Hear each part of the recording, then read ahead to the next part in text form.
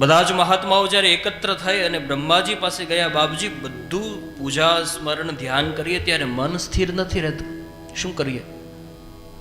ત્યારે બ્રહ્માજીએ મનોમય ચક્ર આપ્યું અને કહ્યું, આ ચક્ર જ્યાં શાંત થાય ત્યાં જઈને આપ ધ્યાન તપ યજ્ઞ કરજો, તમારું મનઃચક્ર શાંત થશે. એ ચક્ર એક નિમિષ માત્રના સમયમાં એક અરણ્યમાં શાંત થયું.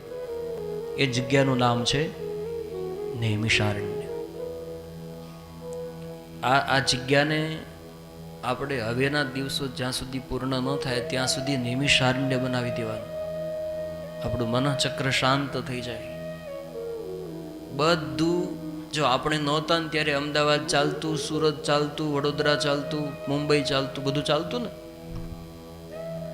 આપણે છીએ તો પણ રાબેતા મુજબ ચાલે છે. કદાચ 50 વર્ષ, 60 વર્ષ, 70 વર્ષ પછી આપણે ન હોઈએ, 100 વર્ષ પછી ન હોઈએ, તો પછી કઈ હરિદ્વારનું સ્ટેશન બંધ થઈ જાય? એ તો ચાલે છે.